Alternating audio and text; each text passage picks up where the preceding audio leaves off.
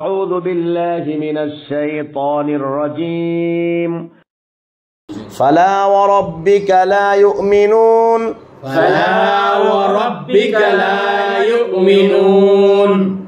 তোমার রবের কসম তারা মুমিন নয় হাত্তা ইউহাক্কিমুকা ফীমা শাজারা বাইনাহুম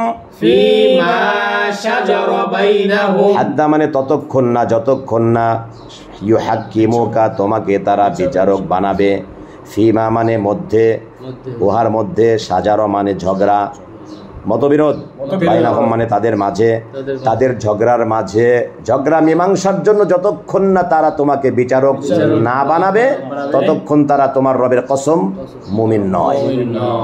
তাহলে বিচার ফায়সালার জন্য মুহাম্মদুর রাসূলুল্লাহ সাল্লাল্লাহু আলাইহি ওয়াসাল্লামকে তার আদর্শ তার সুন্নাহকেই প্রাধান্য না একমাত্র বিচার কার্যের উপায় অবলম্বন করতে হবে। বুঝছেন তো? প্রাধান্য তো একে অন্যের উপরে আবার প্রাধান্য দিলাম গুরুত্ব কি বলে আবার প্রাধান্য দিয়ে এটা কাজটা করলাম না, এরকম হয় অনেক সময়, তাই না? ওনাকে প্রাধান্য দিলাম না। ঠিক আছে ঠিক আছে আমরাও ঠিক আছে। হ্যাঁ সুম্মা লা ইয়াজিদু ফি আনফুসিহিম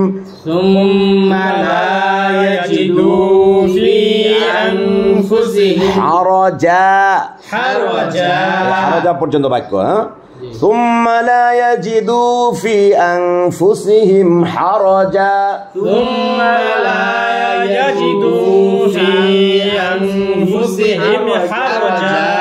সুম্মা মানে অতঃপর লা ইয়াজিদু তারা পাবে না ফি আনফুসিহিম তাদের নিজেদের মধ্যে হারাজা সংকীর্ণতা, অর্থাৎ তাদের অন্তরের মধ্যে এ ব্যাপারে কোনো সংকীর্ণতাও থাকতে পারবে না। তাদের অন্তরের মধ্যে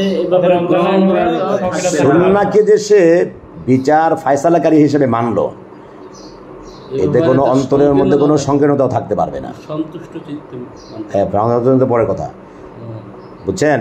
মিম্মা কদাইতা মানে কদা ইয়াকদি আল কদা ও মানে হলো বিচার করা, তাহলে কদাইতা মানে তুমি যে বিচারটা করলে সেই বিষয়ে অন্তরে কোনো দ্বিধা থাকতে পারবে না। ওয়ায়ুসাল্লিমু তাসলিমা এবং দ্বিধাহীন চিত্তে মেনে নেবে।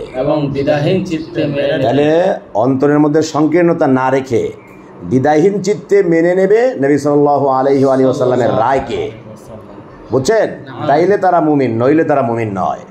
এটা আল্লাহ বলছেন তোমার রবের কসম, ওরা মুমিন হতে পারবে না।